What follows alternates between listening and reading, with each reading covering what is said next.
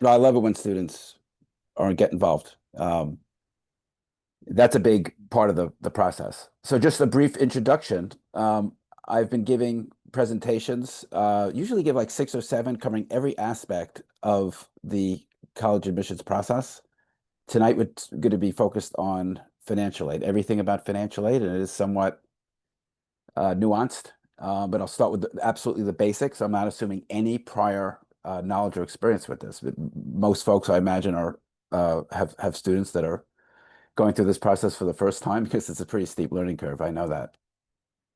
A little bit my background to um, so I am a recruiter and work with the admissions at University of Michigan. So I go to many different high schools. I make presentations and I work with the admissions office um, for the University of Michigan. So I've been doing that for 22 years.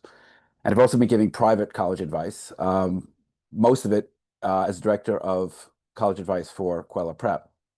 We do a great job. We've had an enormous amount of success, measured in multiple ways, including, of course, the biggest measure is having students gain admission to their top choices. I'm going to share my screen. It's going to be a lot of information I'm going to share with you. At the end, just to give you a heads up, there'll be a lot of documents that I'll share at the end. So stay tuned for that. And questions. So I want to give you guys a heads up also about that. I really do encourage parents and students to ask questions. It helps me pace myself, and college advice is every situation is unique. So it's very hard to have one size fits all. I'll do my best. But when a parent or student asks a question, it really does help center me. So you can either chat it, or there'll be certain moments during the presentation where I'll have questions. I'll open up, I'll let folks unmute themselves.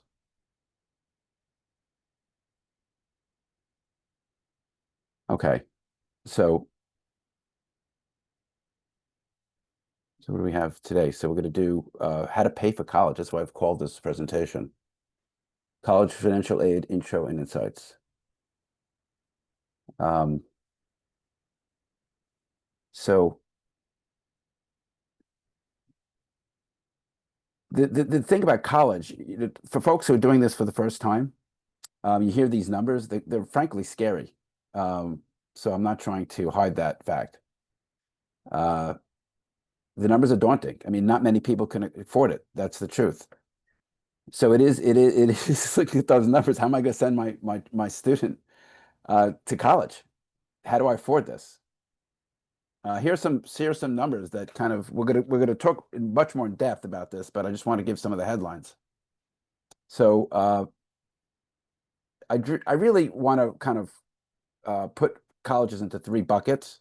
So private colleges, selective private colleges, flagship publics, and the SUNY.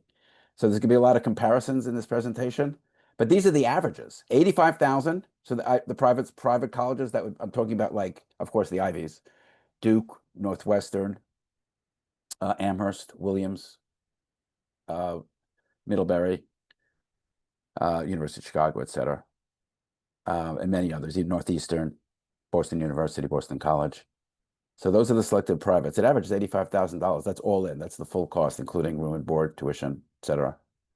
It's 50,000 at flagship publics and 35,000 at SUNY. Okay, so this is what I have to share with you tonight is mostly good news. The colleges make it affordable.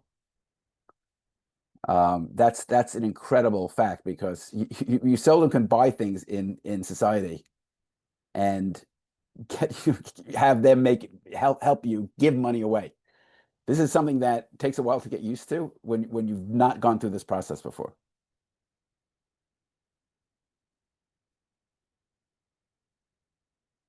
So let me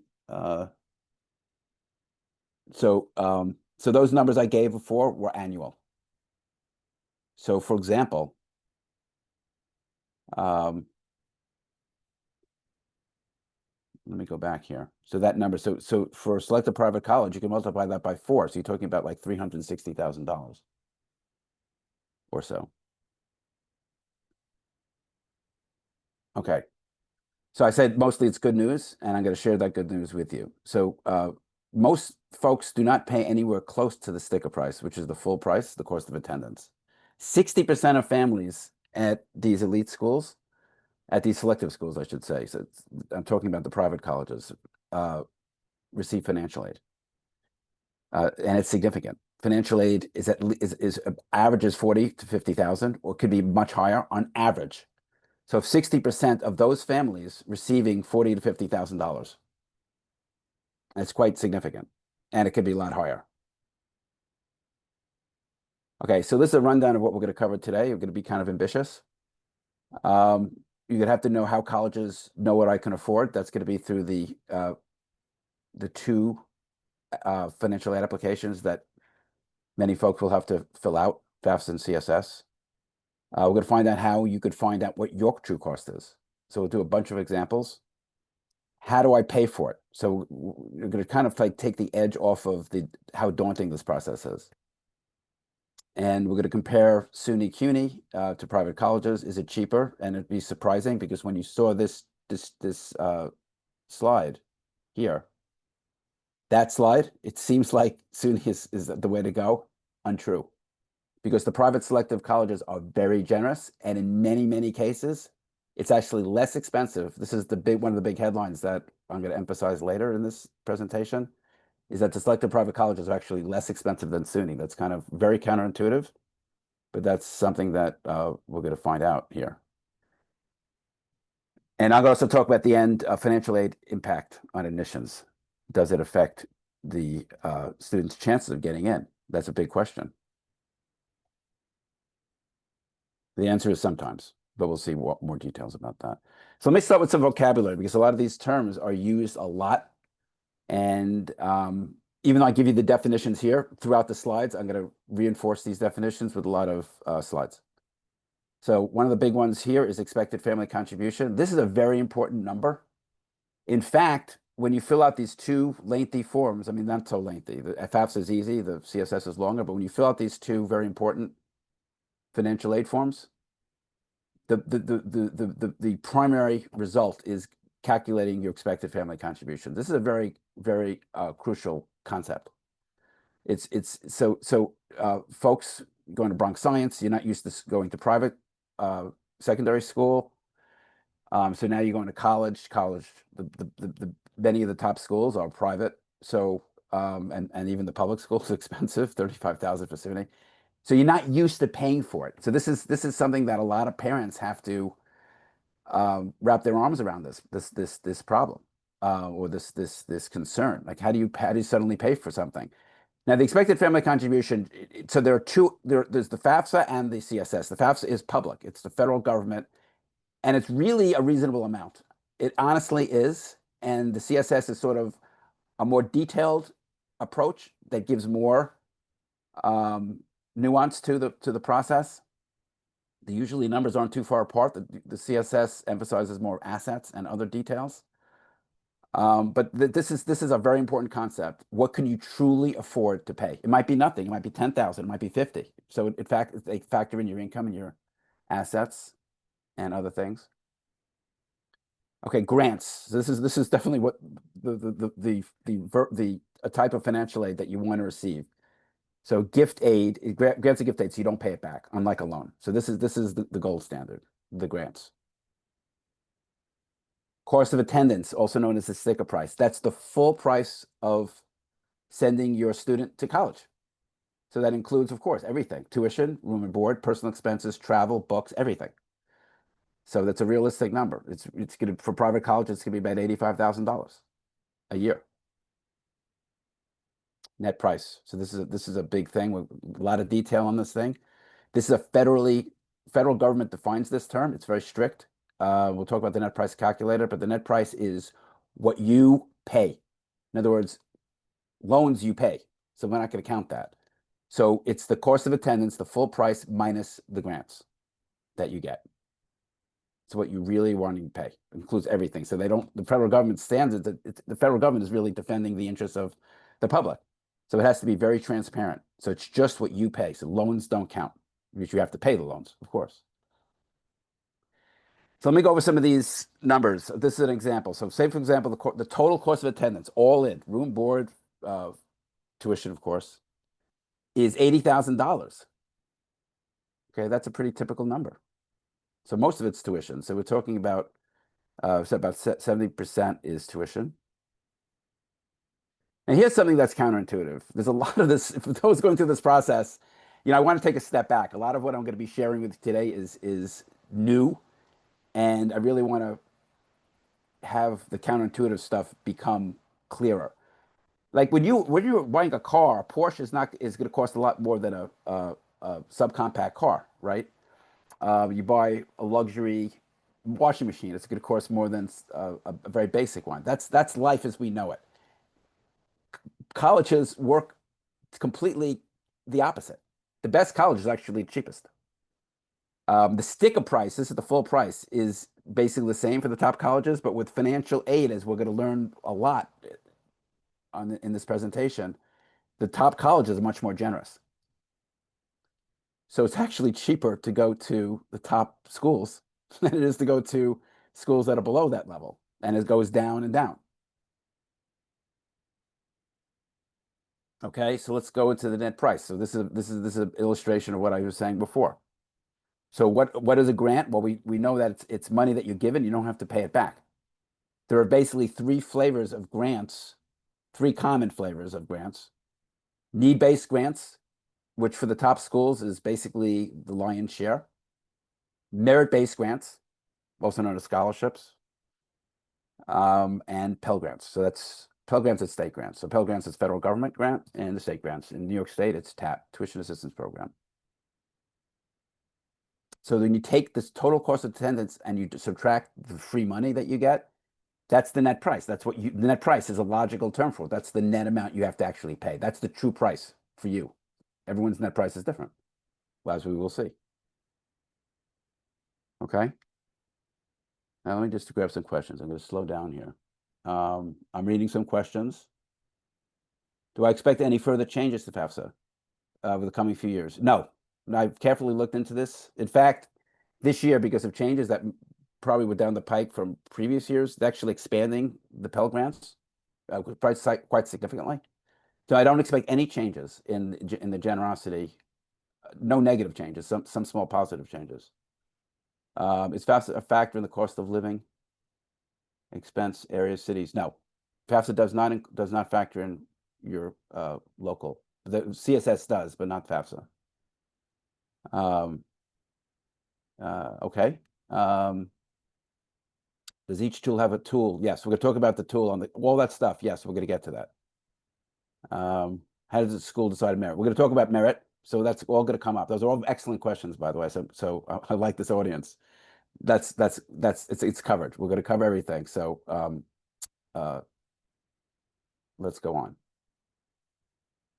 Okay, so this is the big thing. So expected family contribution. Again, that is the primary result that comes from filling out the two financial aid forms, FAFSA and CSS. Now, one word about those two forms.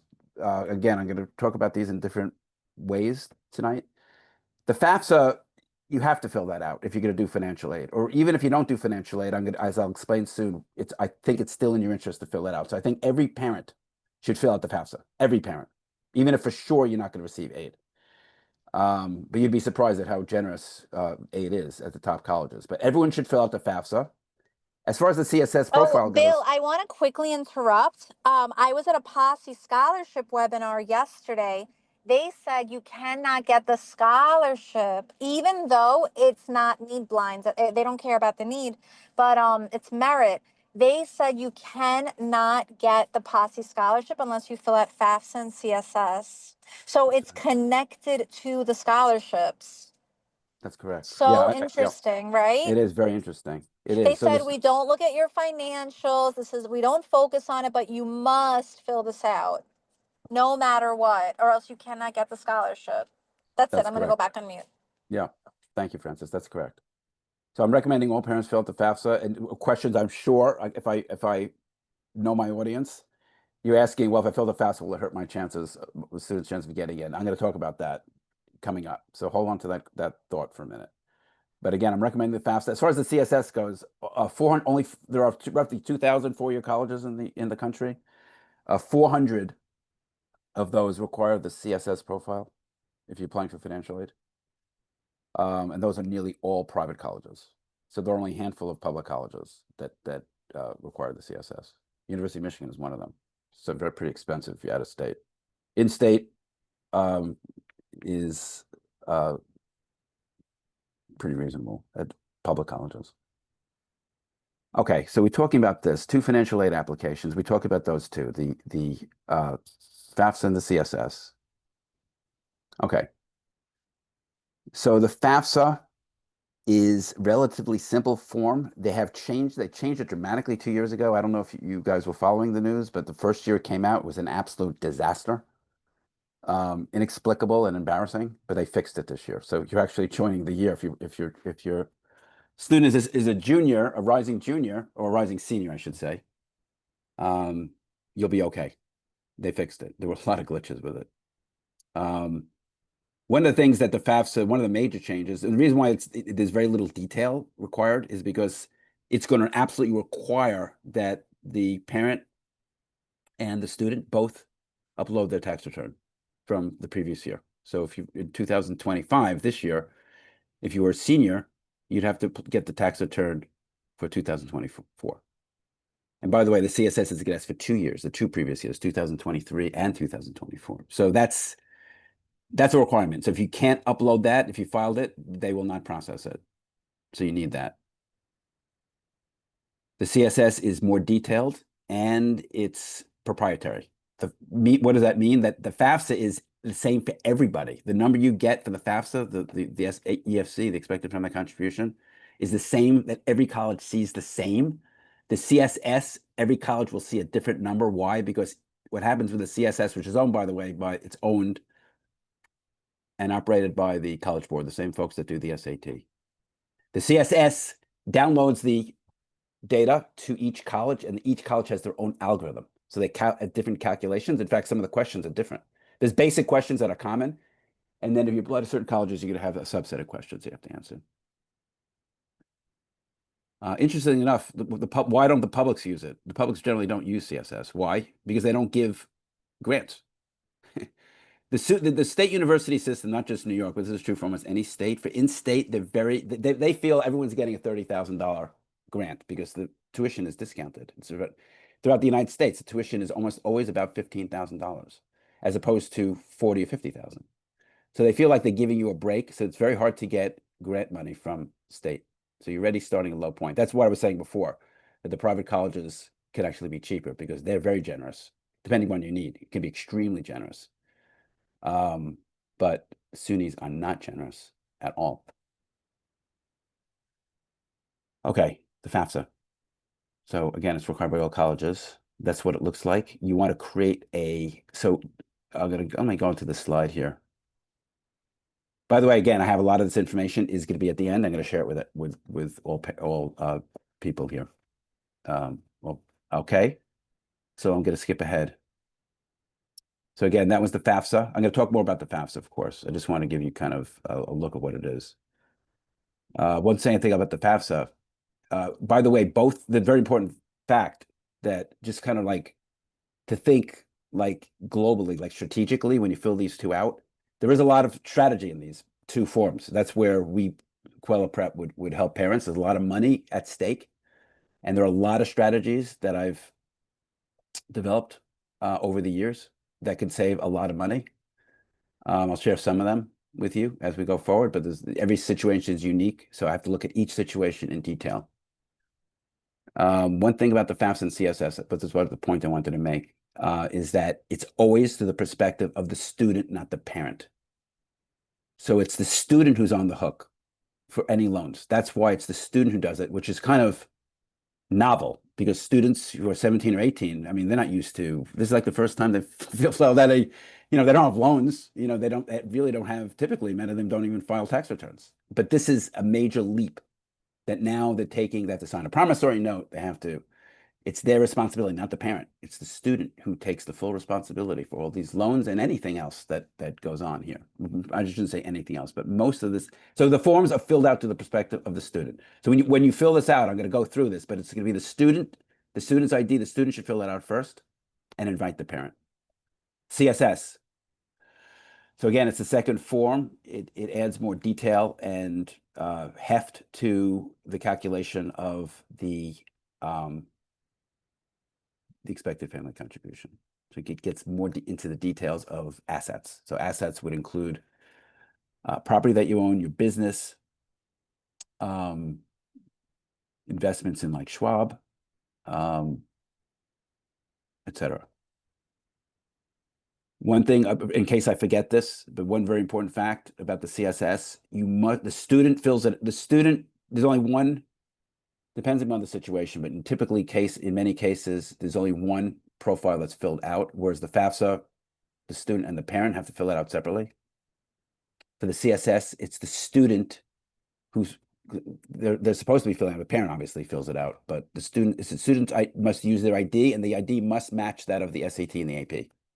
So that's a very important thing. So the student, when you log in, you should already every parent should already have an ID. You should not create an ID. That would be a mistake, a big mistake. So I just want to. The CSS is, by the way, riddled with confusing things in it. So that's one thing you should make note of, that you already have the login. You don't create one. It's this SAT login. Okay, just want to make that clear. As I have this on a special, I made a special slide just about that. So this is what I just said. So you have to have that. For the FAFSA, you have to create it, but not the CSS. Is that clear? I'm sorry. That's an important point. Okay, let me go on here. Okay, so how do they determine how much you can afford? Obviously, they can ask a lot of questions. So I want to kind of like weigh them. Income, without question, is the single largest factor, without any question about it. They use your adjusted gross income. That's by far the biggest factor. They use your assets, but not all assets are treated the same. First of all, look at the bottom here. The primary home equity and retirement assets, that would be like an IRA or any other retirement account, like a pension, 401k. Those do not count. They do not count for the so let me be clear. So the retirement assets don't count for either the CSS or the FAFSA. But home equity does not. This is confusing. Home equity also doesn't count for FAFSA, but it does count for the CSS, but to a lesser degree. So how it counts to a lesser degree, it's not a formula because every college is different, but it does count. For example, there'll be like an exempt, like 150 or 200,000, depending on the college, might be exempt, and then the percentage thereafter would be small. So it's not counted that much. Student assets are more significant than parent assets. So that would be one thing you want to consider. If your student has, like, they receive money from their grandparents or something like that, you might want to move it, because it's very highly weighed in the calculation. So those are kind of the strategies that we would share with you if we helping you fill these forms out. Bill, I just want to take a pause because what you're saying is so helpful. One more time, can you just repeat that last line, when the loving grandparents put money in the kids' names? Can you just repeat that one more time? I want to make sure it's said slowly and kindly. Yeah, that's an important point. Thank you, Francis. So when you are filling out these forms, you'll notice something right away, that the student has a section that's completely distinct from the parent section. They could ask pretty much all the same questions. The reason for that is the student assets are not treated; they're not lumped together. They're much more heavily taxed, if you will, or factored in determining how much money you can afford, because they're basically thinking that the students basically have to spend everything they have. I'm not saying that literally, but more than half. Whereas parents are going to be much less. And the reason why the home equity, for example, they don't expect you to get a home equity loan. They don't. But your assets, they do expect you to sell some of your assets. They do. Not all of them, but you're talking 5%. So it's much smaller. So yeah, that's a big factor. So that would be a strategy that we could share. And we're So gonna when the there's a loving grandma, grandpa, they want to give you a loving present that is tax, and they're like, "Oh, let me just put all this money and give it to you." It's 100% EFC. I'm so grateful that you're bringing this up, Bill. Thank you so much for doing that because right. everyone's going to call. They're all going to call the grandparents and tell them to do a hard stop on that. Okay? No, they could take it. Look, you could transfer it. You can transfer it out. So that would be, and the 529, same thing. So the student should never ever open a 529 account. That would be a titanic mistake. The parent can, and the grandparent would be even better because if the grandparent opens it, it's zero factor. Whereas if the parent does, it's a relatively small factor. But if the student does, again, if the student is not the place to place assets, because then it would be taxed heavily or factored in heavily. Okay, so we talked about this before about the FAFSA as the gateway. Okay, so I wanted to emphasize how important it is because it's used for many, many things. A lot of them are not intuitive if you wouldn't know this. The obvious ones are, yes, it gives you the direct loans. That's the biggest single thing the FAFSA does. It's famous for that. We'll talk more about the details along. A lot of these things we'll talk about more in detail. The Pell Grant, which is up to $7,000 a year, that's a grant, the federal grant. And work study. So work study is an amazing program. Basically, you have a job on campus that includes being a teaching assistant, working at the library, helping in the cafeteria, whatever the student wants to do. They post zillions of jobs. That program is almost entirely funded by the federal government. So how do you qualify? Well, if you don't FAFSA, you can't get the work study. Now, some colleges will pay for the work study themselves out of their institutional funds, but they're not happy with that. So if you want your student to have these very meaningful jobs, you fill out the FAFSA. Another thing that's not clear, not obvious, is a lot of academic awards that you win while you're in college for your achievement. Many of them have a need component. I mean, it's a combination. You have academic achievement and those with need. So if you don't have to fill out the FAFSA, you're precluding your student from getting that. So that's a really important thing. Scholarships, of course, those are scholarships given by colleges. Those use typically, though not entirely, will have need component, but they don't always. Many of them don't. And the plus loan. So the plus loan program is for parents. That's one of the only loans that's for parents, not students. And that's all uses this. So that's very important. Okay, so how do you fill out the FAFSA? So the student must, I don't must, but I highly recommend that it makes it much easier if the student does this first, not the parent. Now, how many parents will need to fill it out? Well, that's part of the when you fill it out, they ask you like 4 or 5 questions, and that determines how many parents fit it. I'll just tell you this: that if parents are married, um, and they file jointly, then only one parent fills it out. If they're married and file separately, both parents must fill it out. If the parents don't live together, then generally speaking, only one parent, the parent who lives with the student, fills it out. Those are just basic, common situations. So the first thing you need to do, this again, it's not like the CSS where you already have a student ID using the SAT. This one you have to create it. It takes like 5 minutes. It's very easy to fill that. So you need to do that first. So you need to get a federal student ID. And by the way, the parent will, depending on how many parents, they call it contributors. That's a technical term. So anyone who is required to input into this FAFSA is called a contributor. So the student is a contributor, and at least one parent is also a contributor. Each has the unique FSA ID, Financial Federal Student Aid ID. It must be unique. It's easy to do. So when the student fills it out, there's going to be a section which is going to determine how many parents need to fill it out, and they'll ask for the email. They'll get a invitation. Wait for that invitation. It should come out pretty soon, like within an hour, and then you can go from there. One quick thing, I have another slide about the deadlines, but just keep in mind that to be it safe, you should always check the website for what's required. The college website gives you all the information. It's also on the Common App.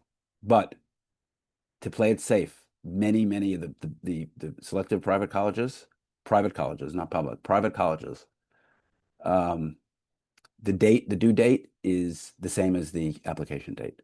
So for early decision, you're talking typically the first half of November, early action, early decision.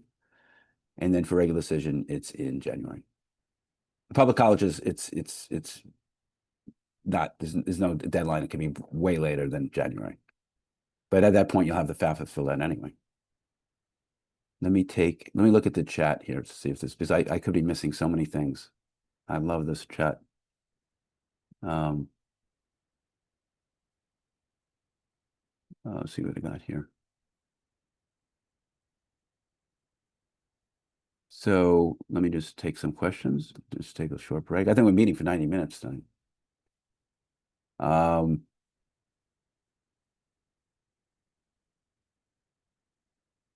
So financial aid planning, what would I have liked to know? No, I'm sharing a lot of that information, like how to fill this out, a lot of the strategies that before I knew them. There's a lot of money that could be saved. You could by not doing anything that's not allowed. It's just positioning yourself in the best way. Oh yeah, I said that here.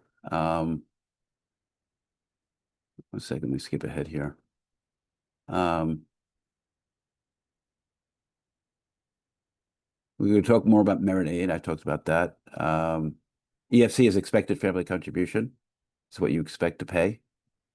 Oh, by the way, yes, the note is EFC is now because the word EFC, expected family contribution, scared some parents. So mostly for social reasons, they changed it to SAI, which is Student Aid Index. It's actually the same thing. So it's just politics there. I'm going to talk about that, the SAI, because they use that term now.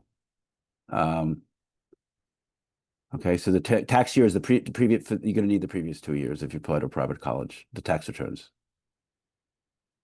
Okay, yeah, the tax benefit, no matter who opens the 529, everyone gets the same tax benefit. I have a slide on the tax benefit, so I'm going to talk about that rather than talk about it now. Okay, is the second house weighted higher? Very much so. Very, very, very much so higher.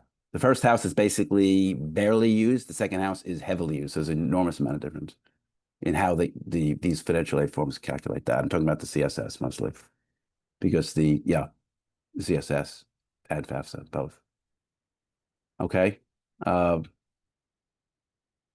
right.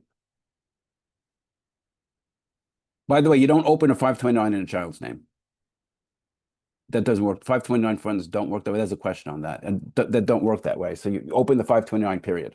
You can give it to any child. You can give it actually. It can be inherited.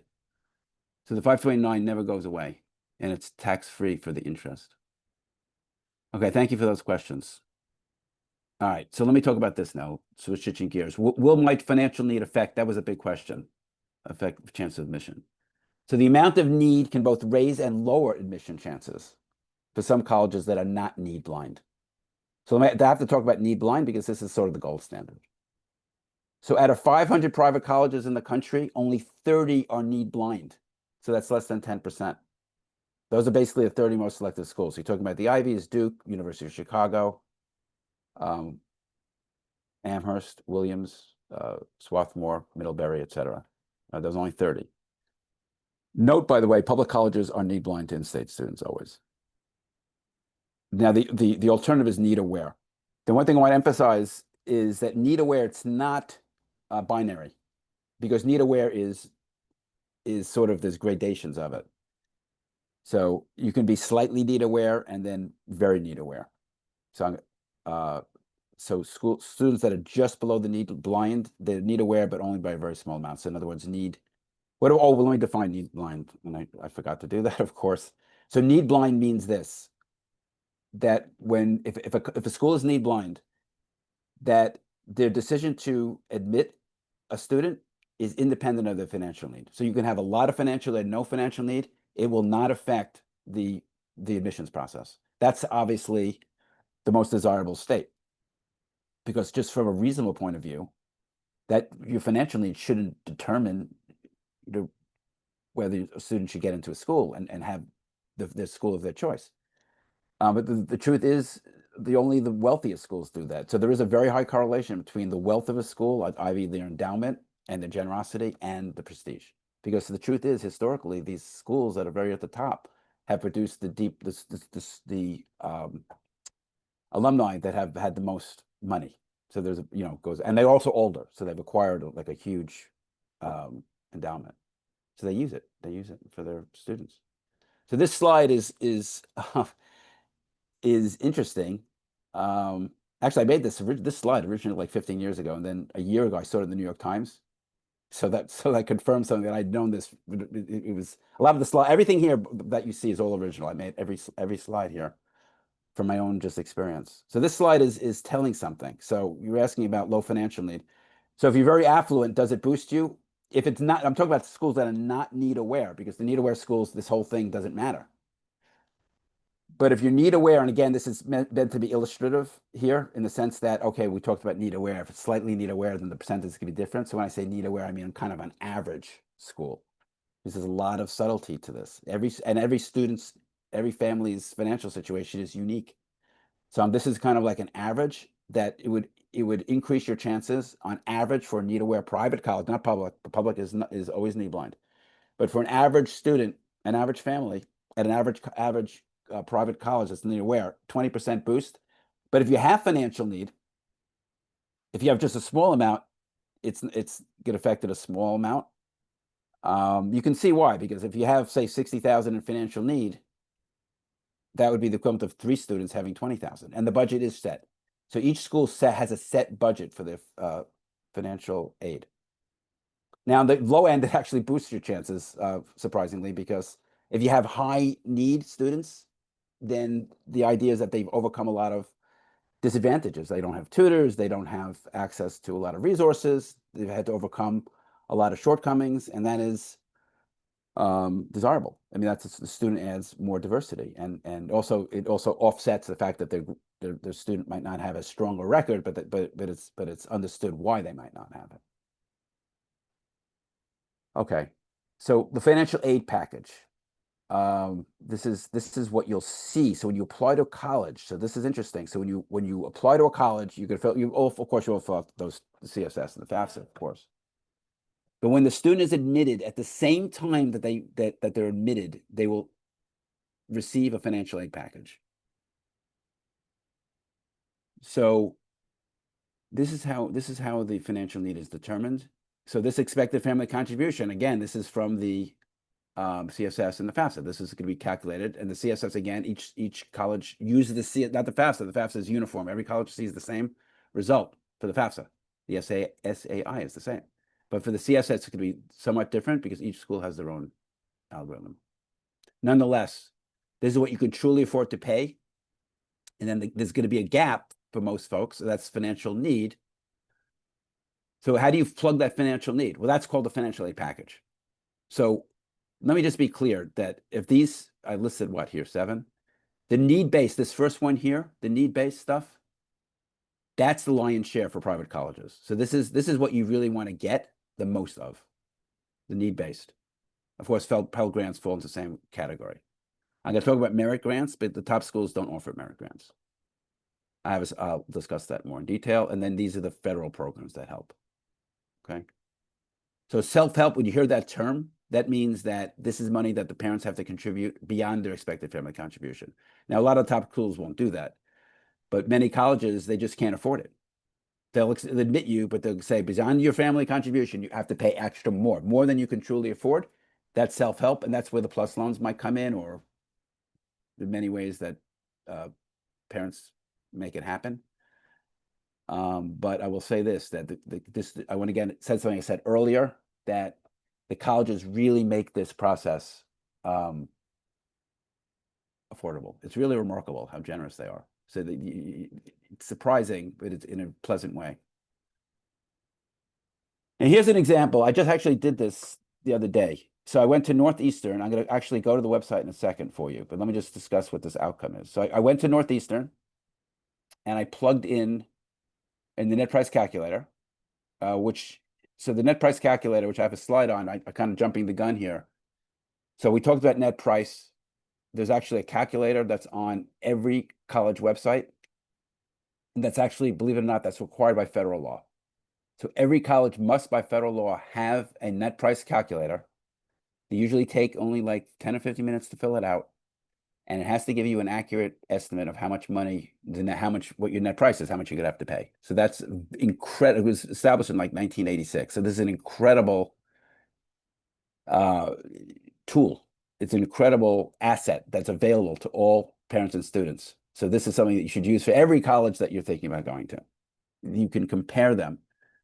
This is an example here from Northeastern. I'm going to walk you through it in a second, but what I plugged in, the key numbers here were $100,000 in income. That's AGI, adjusted gross income, and assets of 100,000. And listen to this. This is far more generous than I expected from Northeastern, because Northeastern is not considered like, the top 30 or anything like that. It's still a good school, no question, but they have 17,000 undergrads. But look at this. So the number here, let me see if I can share this. I can write on this page. Let me just circle this number here.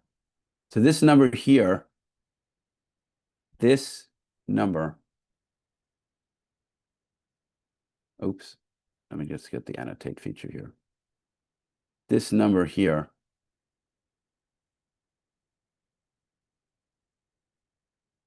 one second.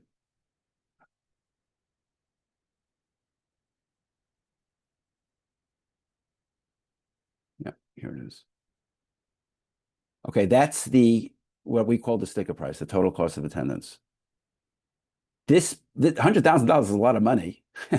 I mean, it's really remarkable. This is what I was saying before, how generous it is. The Northeastern is giving a grant, a need-based grant of $71,000. Now that's what they're claiming. It has to be accurate, so I can't dispute it. It seemed more generous than I expected. So the net price, as you can see, is the difference between these two numbers. It's right there, 18,600. This column here, this is on the same result page. This column is telling you how they're going to cover this estimated net price, the net price. So the parent contribution, that's probably the EFC. Student contribution. So the student contribution could be work study. They have a work study here. In other words, this number here. So in other words, they're $5,000 short. You can see this 13,000. That's a pretty small amount of money, honestly. I mean, it's incredibly generous. But the student could take out a loan up to 5,500, and work study is 2,000. So this is a very good example, and just to show you how that works. Let me show you now.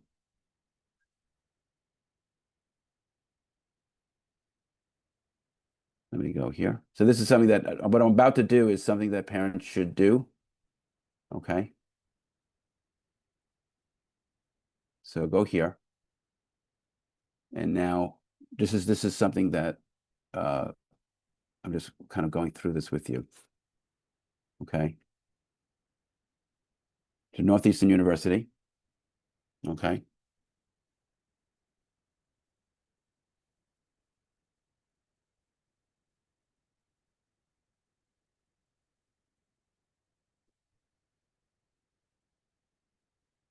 And I'm clicking on this.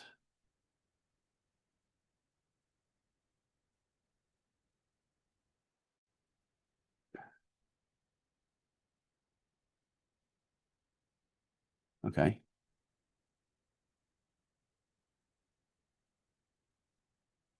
And it's loading. For some reason, it's being slow. That's frustrating, but now to find the net price calculator, the shortcut would be just use the search box and type in net price calculator, and I promise you it'll always come up. But if you want to navigate, I do think that these college websites are extremely useful for students and parents to learn about the college. So let's do it that way. So it's going to be under admissions, because financial aid is part of the admissions process. So admissions, undergraduate admissions.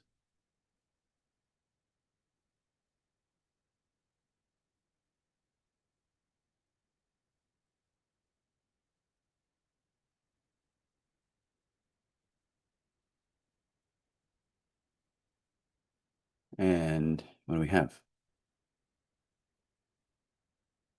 There's something here.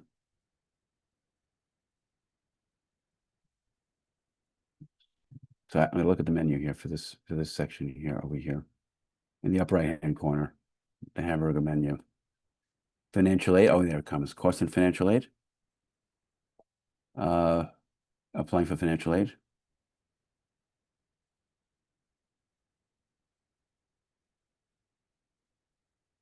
Let's see here.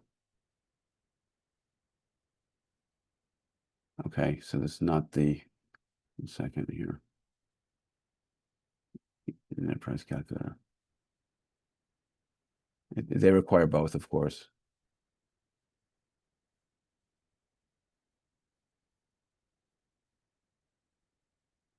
So notice you can't find it right there. So it's a little bit hidden. But if we go back,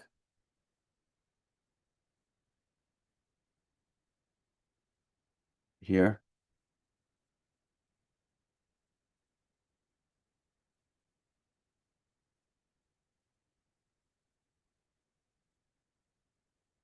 so what I checked before,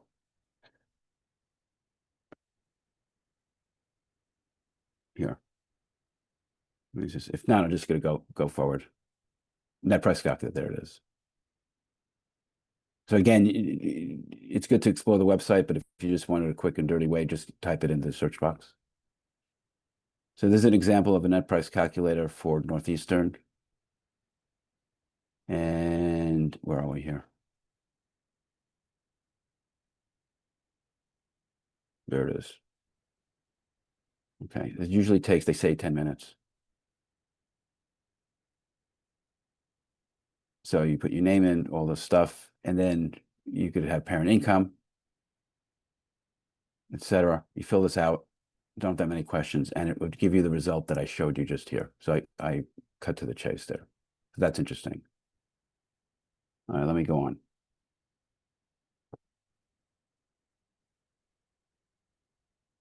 Okay. So there's a lot of tools available for parents to figure this whole thing out. All right, so this is an interesting slide here because not all colleges are equally generous. So in this slide, the top, notice it's 25,000 for each of the boxes on the top. Okay. So this number is the same because, and this in the example I'm trying to illustrate here, the person who filled this out, for this is one particular student family. The EFC, this is the EFC from the FAFSA, say, which usually doesn't differ much from the CSS anyway. It's $25,000. Now, this is very interesting. Look at the axis on the bottom, the horizontal, is selectivity. So selectivity, roughly speaking, go by the US News rankings, which is considered the gold standard. So that correlates very much to generosity and financial aid. So that's a big factor right there. So I can't emphasize this enough. So the generosity of your financial aid is very highly correlated to the ranking of the school. So I'm not, saying you have the best schools are the highest ranked schools because that's not true. But I will say the generosity is. So the column on the left, in other words, you have so $85,000. This is the cost, right? $85,000 for this top school, private. We're talking about private colleges, of course.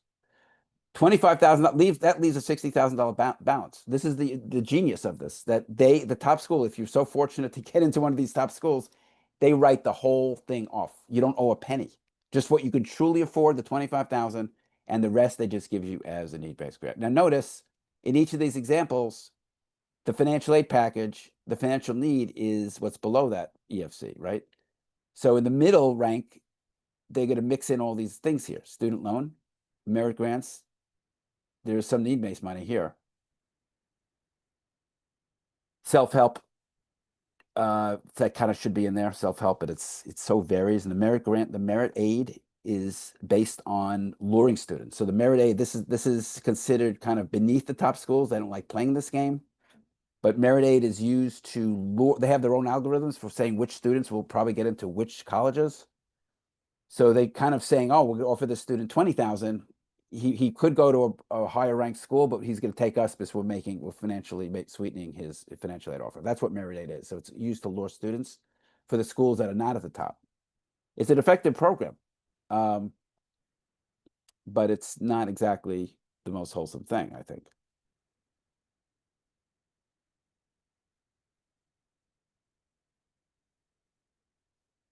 Okay, 529 plans. I spoke about this before. Every state has one. So New York State, so the bullet points are the keys. So when you invest in a 529, the contributions are federal taxable, but they're not state taxable. So that's a big advantage. You don't have to deduct up to $5,000 is deductible for state taxes. The big thing is there's no tax on the interest earned. That's the big advantage.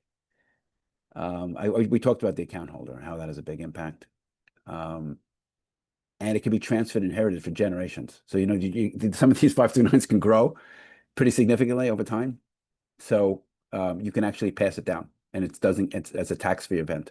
So there's a lot of advantages to it. In fact, it gets a lot of complaints because it's basically many analysts of this think that it's too generous. It's kind of like helping the wealthier people, families more. So it's a giveaway. So it is very generous. Take advantage of it. The reason why I have the U.S. News rankings here is because that's a lot of the slides, a lot of the financial aid is based on the rankings. Roughly speaking, I'm not saying it's 1, 2, 3, but generally speaking, there is that trend. So that's why this is very important. You can Google U.S. News rankings. I'm sure most students who are in this process are focusing on that because that's very common. Students are perhaps too much focused on the rankings. Okay, so just generosity of financial aid. This is what I've been saying. I just want to illustrate this in a slide. Okay, that the generosity of aid is correlated to how selective it is, right? So this is what the slide's saying. So at the top left, look, the most selective colleges meet 100%. This is the left this vertical axis here is need-based aid. Percent of total need given as need-based aid. So it's 100% for the top, and it goes down. In fact, it goes down to 0. So this slide is a little bit off. All right, so Princeton, a lot of these top schools are very generous, but I think Princeton is known to be the most generous.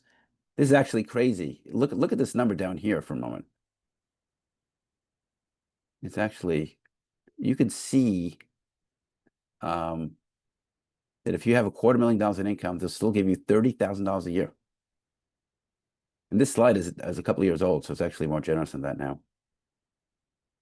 So even if you think you're making a lot of money, many of the top schools will give you aid. And this is the extreme example because it's the most generous, but it's not, the other ones are not that far off. So it's really, the colleges really make it work for the families. Okay, need versus merit. I talked about the merit aid. This is a slide that shows the percentage that are makes. So there's two basically kinds of grants that you can get, need and merit. So the most selective schools are 0 merit, all need. But as you go down that selectivity, as they get less selective, the merit is gonna be bigger and bigger. And then the schools that are outside, say the top 100, if you want, roughly speaking, they're gonna be 100% merit based. So all they give is merit aid. So if you're a good student, they're going to give you more money. But there's no need-based aid, sadly. This is called the institutional grants. Of course, you can get money from the federal government. And you can apply for scholarships as well. So let me review this net price. I want to go revisit this. So net price, as we know, it's the amount you have to pay after the free money is calculated. So the grants are money you don't pay back, and everything else is the net price. Now, this is something I've been saying, that the net price varies a lot based on the prestige of the school. This is just an example. This is from the scorecard. So this is a great website here. College Navigator. If you just type in College Navigator, it's the federal government collecting data and sharing it with the public. It's incredibly comprehensive. I mean, I should click on this. Let me just do that. We do have time. I'm trying to cover a lot of stuff here. Let me go here. This is by the way, all these websites I include in the cheat sheet I'm going to give. I have a lot of stuff that I'm going to share at the end. Let me go here. So now I'm going to type in, I'm just going to go College Navigator.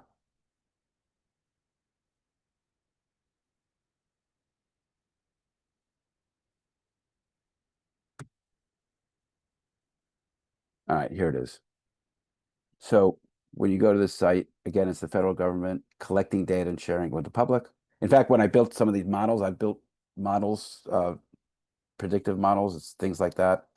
There's an API, which is a tool that allows you to download the data. And that's where I got the data from, because this is the data here is like the most accurate, because a lot of the websites that you use this data, but this is going right to the source. So you could type in the school. For example, I'm going to type in, for example, Vanderbilt University. I hit return, and it gives you so much information. Gives you the net price calculator too. The net price results of Vanderbilt.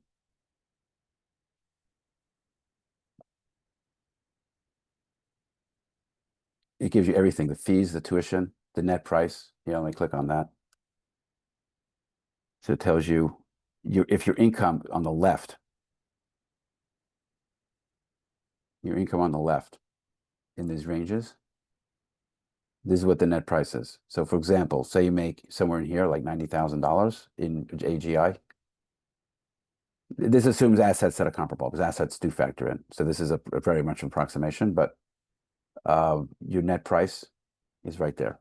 In other words, if you make 90,000, you have to pay 14,000. Everything else is a grant. So again, the definition of net price is after grant money or free money.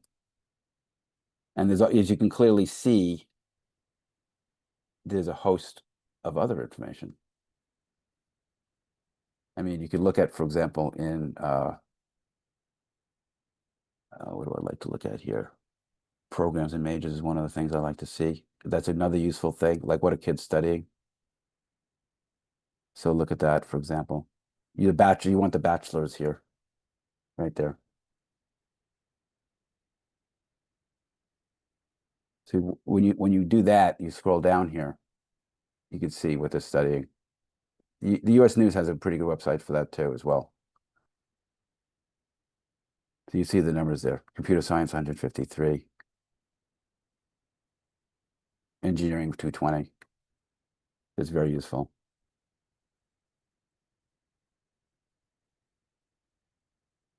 Okay. Very good. Let's go back to that. Okay, let me see this now. Okay, so now we have the net price calculator. So I wanted to share this information of how to get the information. We already did one example, so I'm not going to harp on it.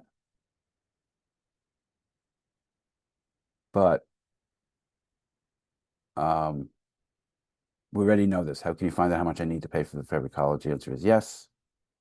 How do we do that? The net price calculator, as we mentioned earlier, it is required by federal law, so it has to be in every website. Some schools bury it, but it's there. And I just had, we did the Northeastern example. The Binghamton example just shows it's very representative of how the aid works, because the Binghamton University example is like two questions, because they don't give grants. So there's nothing there. They don't, again, the public universities do not give grants, except in very extreme circumstances. But you have to pay that sticker price there. Can I get the FAFSA result from EFC? Yes. So you can just Google student aid estimator. So again, it's the federal government. So the federal government has to be very transparent. So you punch in, you go to student aid estimator. That's the link. You just type in student aid estimator. Okay. And here's an example. I put in $100,000 for AGI and $100,000 in assets. I said you don't own your home. And this is what it gave as a result. The estimated student aid, $7,500. That's not surprising. Why is that not surprising? Let me explain that number. So the grant, this number here is for it's generally, that's like a $40,000 cutoff for that AGI. So less than that, the maximum is 7,000. So it's hard to qualify for that. This almost everyone qualifies for. So this is what's called a direct loan. That's the bulk of the FAFSA, of the federal government support of students. Now you don't pay it back. I'm sorry, the interest doesn't accrue while you're in college. It's $5,500 a year for the first two years is the maximum. When it says direct loans, so the loan doesn't go to the student, actually. It goes to the college, paying what you owe, and if any money remains, then the student can get it. So work study, there it is. I was talking about that before. That's the federal work study program. It's $2,000. So you can get $7,500, which is, not a whole lot, but it's something. And there's your estimated family contribution, or the SAI. 16,000, which is not surprising because when I did the Northeastern example, as you recall, that was the number, about $17,000. So they are, but they gave it all in a grant. They didn't have to do that. So that was the takeaway there. Okay, so I want to just mention something about flagship publics. So you talk about, we've spoken about the private colleges, and we talked about the SUNYs, of course, and the CUNYs. What often gets overlooked, and many folks know this, is public colleges outside of New York.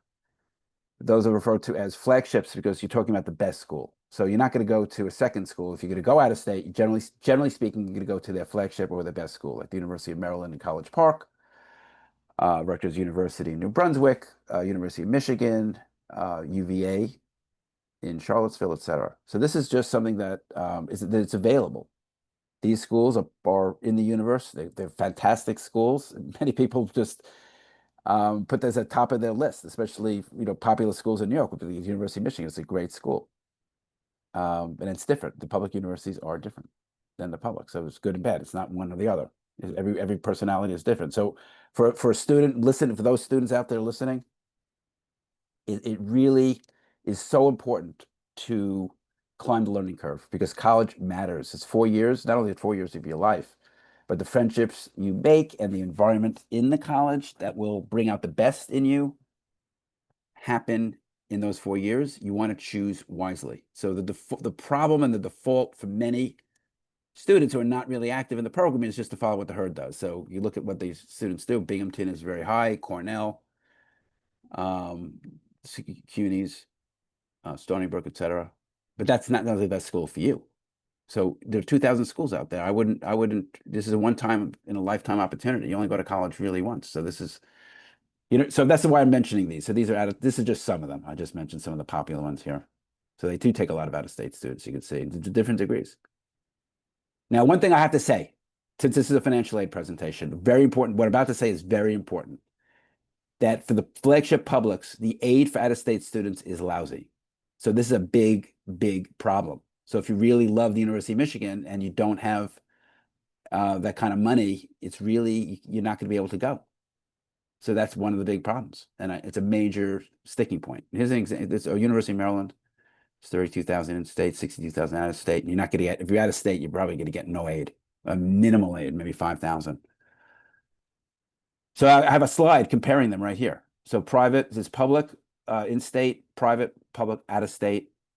This slide, there's two slides that are very, very similar. So this is the number kind of the naive number. I say naive because this is deceptive because this is not what you pay. Again, I want to emphasize something I said at the very beginning. The sticker price is a very deceiving number because you typically don't pay that amount. Now look at the SUNY, it's 35,000, right? Looks, oh my gosh, this is a slam dunk. The SUNY is so much cheaper. I got to send my student to SUNY. Check this out. The yellow box is the net price. This is typical. I have for $100,000 in income, typical assets. Look what happens. The SUNY is not the cheapest. Even a selected private college below the Ivies is still about the same price. Notice the flagships, this is what I was saying before. The flagship on the right column, it doesn't really help you much at all. Something to think about there. Very interesting, huh? I'm going to just take a couple of questions as I'm looking at this. We have 20 minutes.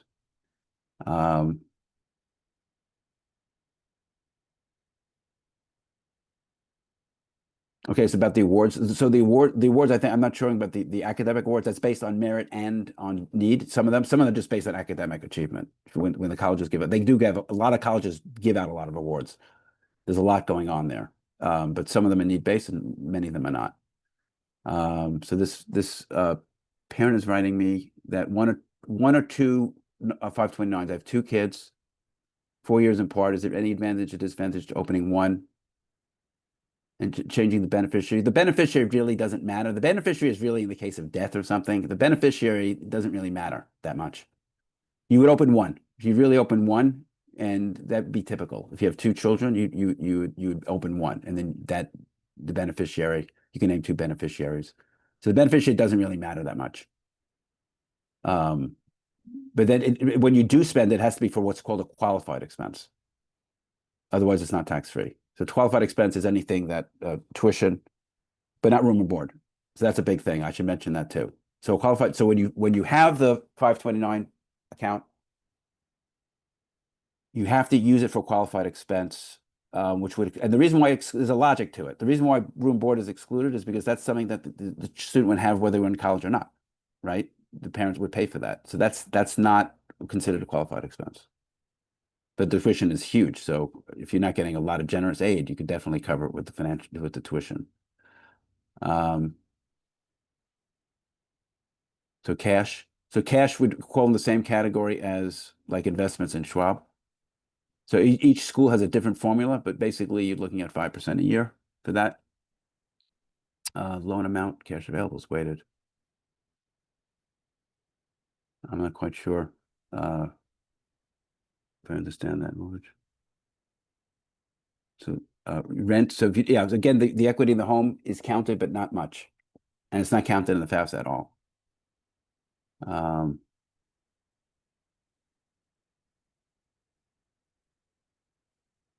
Okay, so BU, Mike is writing that BU gave $25,000 National Merit Scholarship each year for 4 years, but college costs went from 65 to 85 over the 4 years. So yeah, a lot of colleges will give you a merit award for doing well in the PSAT and getting the National Merit Scholarship. They will give that to you. A lot of schools do that. That's not uncommon. That would be considered merit aid. So merit aid has many. Some will just go by your grades. Your SAT is very common to use merit aid. Some just have their own proprietary formula. They won't even tell you how they got it. The schools like Adelphi, they'll tell you right on the website. You punch in your SAT and your grades, and it tells you how much merit aid you get right off the bat. But most colleges, it's opaque, so you really don't know. Credit card balances. Do they ask for credit card balances? No, I don't think the CSS asked that question. But that is a good question. I don't think they care. They Yeah, don't I don't care. think no, No. I don't think they care. They should, but they don't. You're going to receive a recording. Yeah, okay. All right, so the recording, yeah, I think Francis will talk about that. Yes, we're gonna share the recordings. Good. Easy place to find merit-based grants. So the merit-based grants is very difficult to find. And the reason for that is because they have like a secret sauce. These colleges want to lure students, and they're very secret about it. Like how much money they give to attract the student. It's kind of not really that wholesome in the beginning, so they don't really like publicizing it. But it's very common. Students who will get a merit aid. So it's out there. Okay, getting to what sources are there to pay for it? So now you have the EFC, which you can afford. But you're not applying to a top 20 or 30 school, so there's a gap there, right? There's going to be a gap. So again, the biggest source of financial aid is college grants, but it doesn't cover everything for many colleges. So we talked about 529 family savings and assets. Yes, I don't think that part, by the way, is really about what the expected family contribution is, like what they expect you to pay. It's reasonable to take out some, not drain your savings, but take out some of it. And there's plus loans. That's actually like desperation. So the plus loans is a federal program. So it's the interest rate is subsidized. I think it's like 7%. It's not that high. You have to pay it back right away. You can borrow up to the amount of the tuition, subtracting grants. So that in other words, the net price, maximum is the net price. And the student should contribute. And that's a very personal decision that parents must make. Should the student contribute? Well, maybe they should contribute something because it helps understand the cost of it and the value of college, many people would say. So when they take out the direct federal loans, which is they're talking up to $5,000, $6,000, $7,000, depending on the year you are in school, that's student loans. The student has to pay it back, not the parent. Work study is very, very, very popular. It's up to $2,500 a year. They're working for it, usually $20 an hour or so, and private scholarships. So those are hard to get, actually. Yeah, the student has to apply for them. They're very lengthy, and usually it's like $1,000 total. It's not much. Okay, so this is the best deal. Like I was saying, this is the federal direct program. We used to call it the Stafford loans. The federal direct loan system The big advantage is, first of all, the interest rate is low. It's like 6%, and the interest does not accrue while you're in college at all. The government pays the interest. You don't have to pay the interest, unless once we graduate, you do. So it goes up in each year. So the difference between those, one is subsidized and one is not. Well, the difference is unsubsidized, the interest rate's higher. It's not that much higher. It's like 2% higher. So instead of 6%, it's like 8%, 6.5%. I mentioned this before about the deadline. So the deadline for the safest thing, if you don't really, I mean, you already have, you'll fill it out once. So that's the other thing. You don't have to monitor it for every college. When you fill the FAFSA, it's going to ask you right away which college you want to send it to. So at that point, you could probably, if you apply early, I would prepare to do it late October because early November is, most students are going to apply, not most, I mean, maybe half or most, pardon me, apply early action, early decision. The deadline's in early November. So you want to have that done by late October. And then you just fill out all the colleges that are going to need it, the FAFSA and the CSS. Again, the CSS is only for 400 colleges.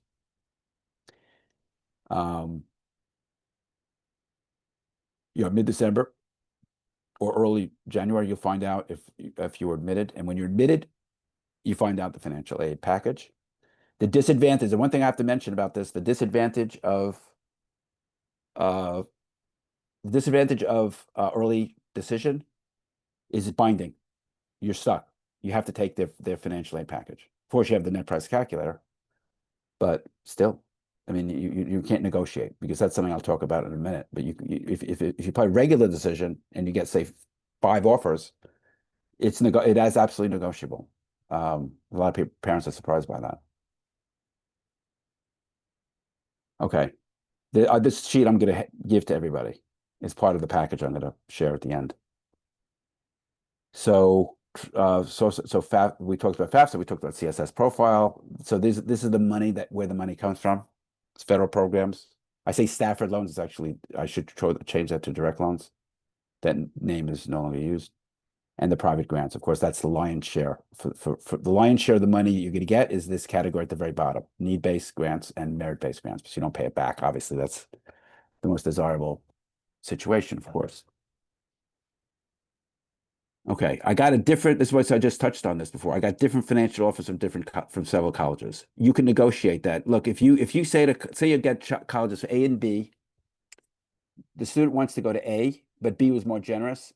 Generally speaking, they will often match the offer. What you do is you make a copy of the offer, you send it to college A that the student prefers. The student makes a commitment to go there. It's not really written down anywhere, but this is very common practice, and they will actually match you. So there's a lot of money that you can save in this process if you're savvy. So Quella Prep, we would help you with that process as part of the package of financial aid. Include that in the negotiation phase. And also, by the way, the negotiation is also based on, they may not factor in extreme unusual circumstances. Now, as promised, look at this here. This is look, I'm going to share this. This is a very important document I'm going to share with you. And I'll tell you why, because not only include everything we did tonight, but as I was saying earlier, I give a bunch of presentations, and for each presentation, I share documents. And it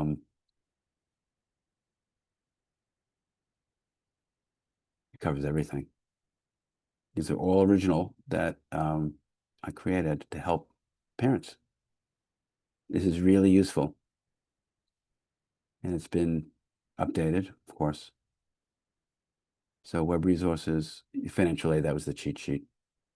There's a lot of other stuff on here based in this document. So let me share that with you right now.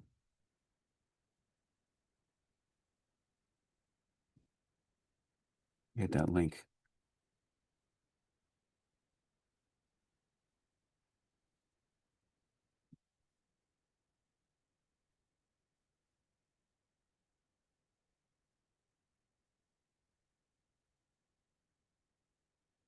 All right.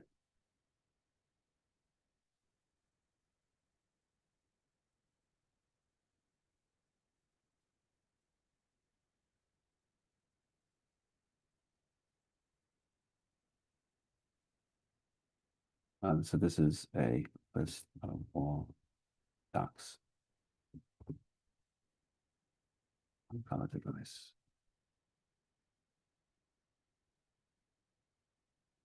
Share that with you. Everyone should get that right now.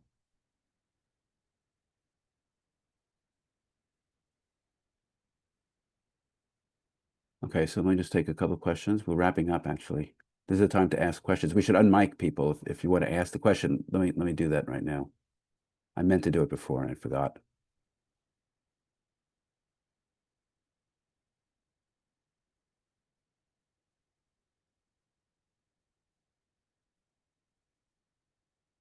Um, so let me read the questions.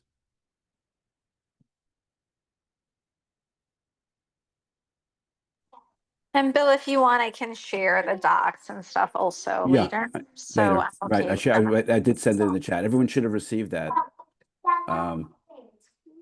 Anyone can unmute themselves to ask a question. Let me just, Yeah, I'll I just, can help with that too. If you guys want to yeah, unmute, just raise your hands. I just did that. Let me just, hang on. Let me just go here for a moment, I have a question. please. So for the quali prep, for this, like I see that you guys have also like links for like June 10 and 11 and 12. Like, what if you missed the first few meetings? How do you like get access? Did you guys like have a record for those meetings too? The webinars, yeah, we just posted on the YouTube channel. So just go to YouTube and Queller Prep and Okay. just go in reverse. But yeah, we're actually very casual about it. We post everything on YouTube, so you'll have access to it. And again, we want all the information to be transparent. So we have it.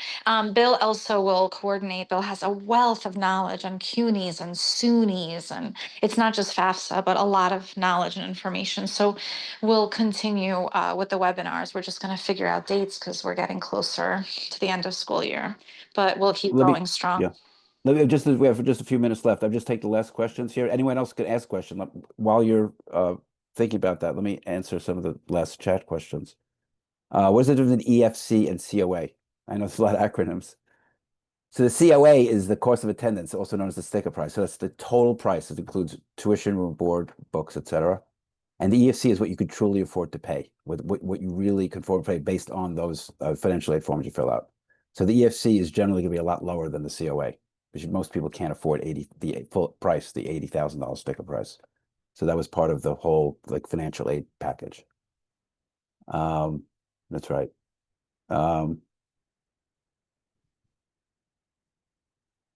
So does the FAFSA view 1099 income different than W-2 income? No. So basically, the CSS will actually parse it out, but basically the short answer is basically the FAFSA does it. No. So that's looking for the income that you report on your, you have to upload your 1040 form. So that the 1099 income will be on there. So that will be a Schedule C, but that's also included in the tax return. So they're going to look at all that. They will see it. So the EFC is low. So the EFC is independent. So that is confusing. There's a lot of stuff that I gave out there. So there's a lot of confusion. So Francis is going to post this on YouTube, but the EFC is, so again, the EFC is independent. So to keep in mind, the FAFSA does the EFC, and that has nothing to do with what college you apply to, because it's the same number that all 2,000 colleges in the country get. So the EFC is just based on the family financial circumstance and nothing else. So it has nothing to do with colleges, grants, or anything like that. The EFC is what you can truly afford to pay based on your financial circumstances. Now, every college is different in the sense that they treat what you can't, yes, you can afford, say, 20,000. Now there's a gap of, say, 60,000. How that 60,000 is treated, that's what varies between the colleges. Again, the best colleges give it all to you as a need-based grant, no questions asked. But then of course, the colleges that are less affluent have different components to it. Loans is the most common thing that they're going to require, self-help, etc. So it's the generosity of the aid that matters there. So parent savings, how does parent savings affect FAFSA? So parent savings and like mutual funds or investments in Schwab or Vanguard or things like that are assets. So each asset is treated somewhat differently, but they use that because that's money that they think would be that you could potentially use, not all of it, but a small part of it, to help pay for your students' college education. So that's why it impacts it, right? They're looking at the they're trying to get the big picture of how much you truly can afford. Is IRA counted for the FAFSA? That's a good question. So the IRA and 401ks are not counted. This is a very important fact. All retirement accounts, these are like legal retirement accounts. So 401k and IRA are legal retirement accounts, are not factored in at all for neither the FAFSA or the CSS. So that money is protected completely. So income fluctuates. So the CSS will look for 2 years back, and they'll actually ask you a third year, ask you questions about the third year, but you'll probably be required to upload 2 years, the 2 previous years of tax returns, and then ask information about the current year, what you expect to make. So they're going to get that. If you do have fluctuations a lot, there's a section on the CSS where you can, this is very strategic, that we would help you with, Quella, if you use our services. There are very ways of phrasing just the right way, unusual circumstances. And that is absolutely read and it is absolutely factored in. So that's a big, big deal for those who don't have steady income. Or for example, you might retire next year, things of that nature.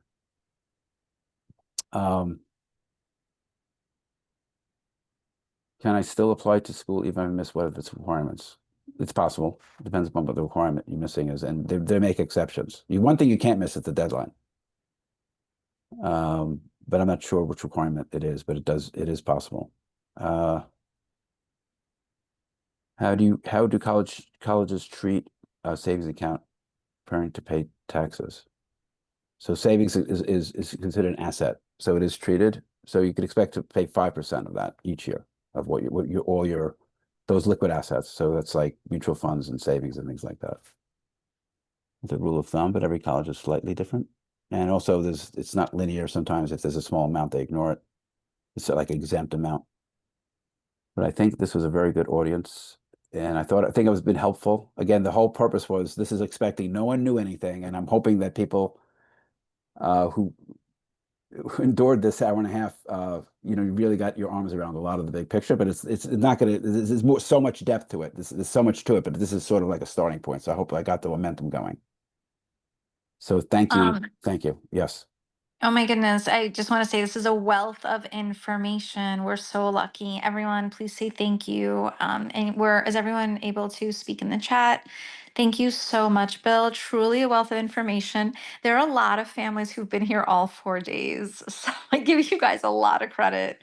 It's been a week at Queller. So do you believe a whole week? Bill, I just want to share you are someone I truly admire and respect. Thank you for the sincere, it's the way you explain and the way you speak, and you have a very calm, serene demeanor during a very otherwise stressful time. It's your tone, it's your voice, it's the way you speak. I can't stress how important it is it's just so much, and you wear so many different hats as a parent, as PA president for 2 years at Townsend Harris High School, a statistician, a mathematician, a physicist. I do want to share with the families, Bill is an extremely talented person. So this is really, I mean, super triple, quadruple A+ on just the way that you explained everything in such a calm manner, which is what we need, because I think everyone just wants to scream from all the paperwork and everything. And I enjoyed hearing this earlier today. I was quite busy running a 200 family Brooklyn Tech high school tour. So I got to listen the entire way home. So I really have to say it was calming and soothing. Can you believe FAFSA and CSS? Listening to this was soothing because I felt like, you know what, I'm in good hands. So I really want to say thank you so much. Bill is actually an incredible person. Bill rose to the occasion when Townsend Harris High School during COVID, he basically took over the entire AP Physics class. I mean, every single child in that class was so lucky. You took the class, you taught them remotely. So thank you for all your contributions. And I'm so grateful for that day.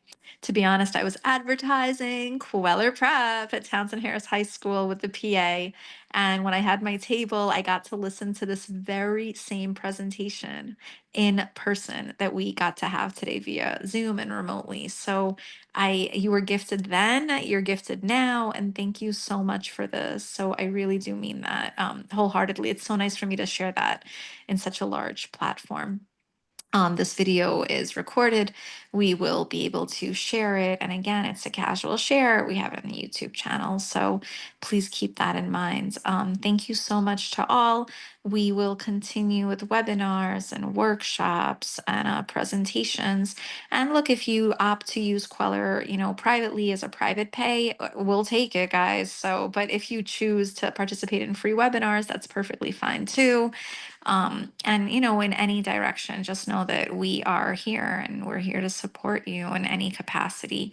So thank you so much, all of us who are here. And Bill, thank you for all of your sincerity, hard work, altruism, really, truly, so much admiration and respect. This was a great wealth of information on such a otherwise difficult topic to really, grasp our heads around. Thank you again, Bill. Thank you to everyone. I would like to take a moment just to quickly unmute, and I want to just have the parents say thank you. So I'm going to count to 3. 1, 2, 3. Thank Thank you. you. Thank you so much. Thank Thank you. you. Thank you. 3 thank yous. Ready? 1, 2, 3. Thank you. Thank you. Thank you. Thank you. Thank Thank Thank you. you. you. Thank you. Thank Thank you. you. Thank you so much. This was so great. Thank you, Bill. Thank you so much. All right. All the best. Much appreciated. Wonderful. We learned so much. Thank you, everyone. Thank you. Have a very good evening, everybody.